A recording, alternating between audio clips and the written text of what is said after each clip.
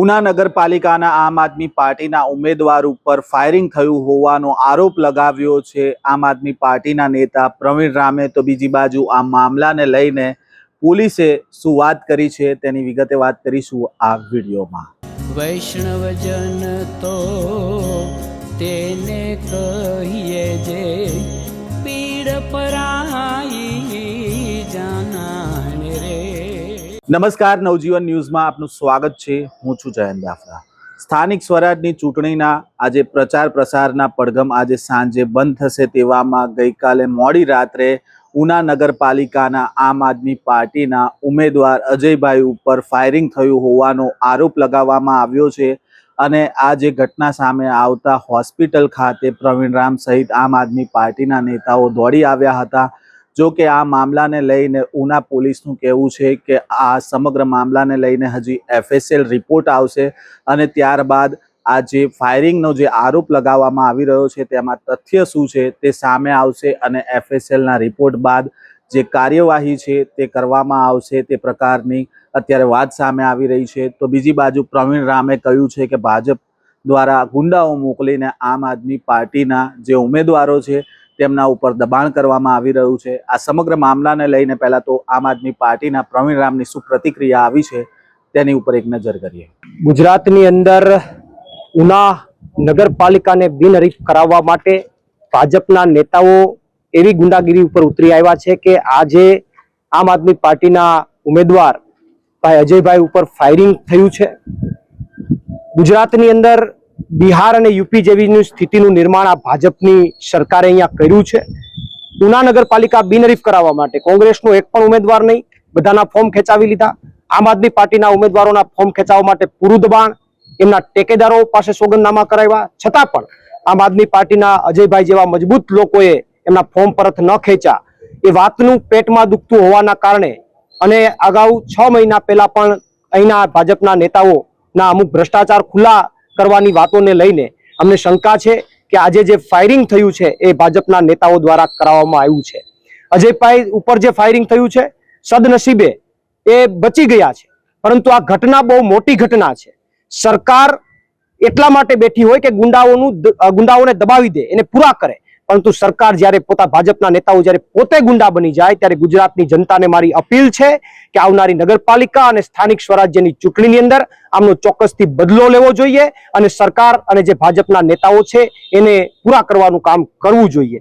આ આજની જે ઘટના છે ખૂબ જ નિંદનીય ઘટના છે અને આજે આમ આદમી પાર્ટી વતી હું અને માનનીય સેજલબેન અમે અહીંયા હોસ્પિટલે મુલાકાત માટે આવ્યા છે।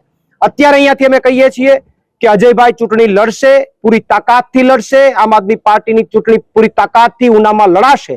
જેને રોકવું હોય એને રોકી લે, કોઈ પણ જાતની ચૂંટણીની અંદર પીછેહટ નહીં થાય। જેને રોકવાનો પ્રયત્ન કર્યો છે એને સીધો જવાબ છે કે આનાથી ડરવાના નથી, હિંમત હારવાના નથી।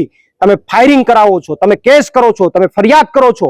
પોલીસને મારે કહેવું છે ચૂંટણી આવી છે, હથિયાર જપ્ત કરવાના હોય, શા માટે, ક્યાંથી હથિયાર આવ્યું, કઈ રીતે હથિયાર આવ્યું? આ વ્યક્તિએ અજયભાઈએ 6 મહિના પહેલા લખાવેલું છે, પોલીસ સ્ટેશનની અંદર સોગંદનામું કરેલું છે કે આ મારી ઉપર હુમલો થવાની શક્યતા, શા માટે કાર્યવાહી ન થઈ, શા માટે પોલીસ પ્રોટેક્શન ન અપાયું? શંકાના દાયરામાં તંત્ર પણ છે, ત્યારે સરકારને તંત્રને સીધા સવાલો છે। આમ આદમી પાર્ટી આ મુદ્દે ચોક્કસથી ગુજરાતમાં અવાજ ઉઠાવશે, લડશે અને આ તમામ ઉમેદવારો પૂરી તાકાતથી ફાઇટ આપશે અને ચૂંટણી મેદાનમાં ઉતરશે। પણ ઉનાની જનતાને મારી અપીલ છે કે અમે જ્યારે એટલી હિંમત બતાવી રહ્યા છે, તાકાત બતાવી રહ્યા છે, ત્યારે તમામ લોકોને જીત અપાવો એવી ઉનાને તમામ લોકોને હું નમ્ર અપીલ કરું છું। ખાસ વાત કરી તો અજયભાઈ છે એ ટૂંકમાં ધારાસભ્ય તાળુ વિધાનસભાના છે, તેના કંઈક ને કંઈક કુટુંબમાં પણ છે અને ભૂતકાળમાં તેઓએ વિડીયો વાયરલ કર્યા હતા। શું છે જો આ તો આજે એ હદ સુધી જતું રહ્યું છે કે કુટુંબ સાઈડમાં ગયું, રાજનીતિની અંદર છેલ્લી હદ સુધી જવાનું કામ ઉનાની ધરતી ઉપર થયું છે અને ઉનાની ધરતી ઉપર આજે પહેલી વાર ઘટના નથી બની, વારંવાર ફાયરિંગની ઘટનાઓ બને, દબાવી દેવાનો પ્રયત્ન થાય, કોઈને દબોચી દેવાનો પ્રયત્ન થાય। આજના ગુજરાતની અંદર, લોકશાહી વાળા ગુજરાતની અંદર આ બધી વસ્તુઓ મને લાગે છે કે ખૂબ વધારે પડતી છે અને ભાજપ એમ કહે છે કે અમે કાયદો અને વ્યવસ્થા જાળવવામાં સફળ થયા છે। કઈ દિશાની અંદર કાયદો અને વ્યવસ્થા જાળવવામાં સફળ થયા છે? તમામ વસ્તુઓ મને એવું લાગે છે કે બીજેપી પોતે ગુંડાગીરી ઉપર ઉતરી આવી છે। બરોબર। બીજી વસ્તુ એ છે કે પોલીસ છે, આ ઘટના બની ગઈ છે, આવડી મોટી ઘટના બની છે, એક તરફ સ્થાનિક સ્વરાજ્યની ચૂંટણીઓ ચાલુ છે, બીજી તરફ પોલીસ છે એ અજયભાઈની ગાડી છે તે પોલીસ સ્ટેશન લઈ ગઈ છે, બીજી તરફ પોલીસ મોડી પહોંચી હોય એવું પણ સામે આવ્યું છે. જુઓ, એ તો આ બધું આખું પ્રી પ્લાનિંગ જ હોય. અત્યારે અજયભાઈ સાથે વાત કરી તો એમણે કીધું બે વ્યક્તિ મોઢું એમના પેલું પહેરી અને બંને ટુ વ્હીલમાં આવે છે, ફાયરિંગ કરે છે અને ત્યારબાદ અજયભાઈ ત્યાંથી બચીને અહીંયા આવે છે.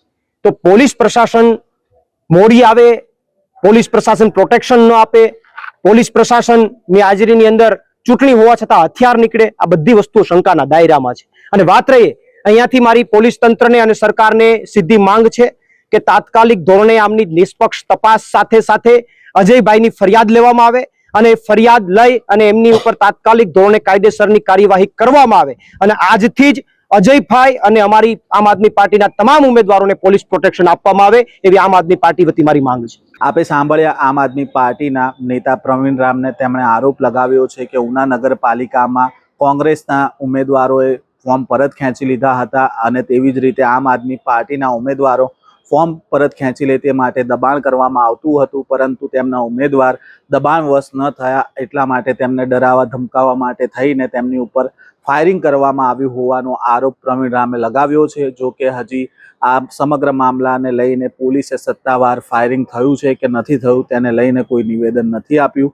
હજી આ સમગ્ર મામલાને લઈને FSLની ટીમ છે તે ઘટના સ્થળ પર પહોંચીને તપાસ કરી રહી છે અને પુરાવા ભેગા કરી રહી છે કે આ હુમલો થયો હતો કે શું થયું હતું તેને લઈને. એટલા માટે હજી સુધી સત્તાવાર નિવેદન સામે નથી આવ્યું. તો બીજી બાજુ આજે ચૂંટણી પ્રચારના પડઘમ સાંજે 5 વાગે બંધ થશે તેવામાં આમ આદમી પાર્ટી દ્વારા આરોપ લગાવવામાં આવ્યો છે કે ભાજપના ઈશારે તેમના ઉમેદવાર ઉપર હુમલો કરવામાં આવ્યો છે અને આચારસંહિતા લાગુ હોવા છતાં હથિયાર કેવી રીતે આવ્યું તેને લઈને પણ સવાલો ઉઠાવવામાં આવ્યા છે. આ પ્રકારના સમાચાર સાથે ફરી મળીશું. નવજીવન ન્યૂઝ સાથે જોડાયેલા રહેજો.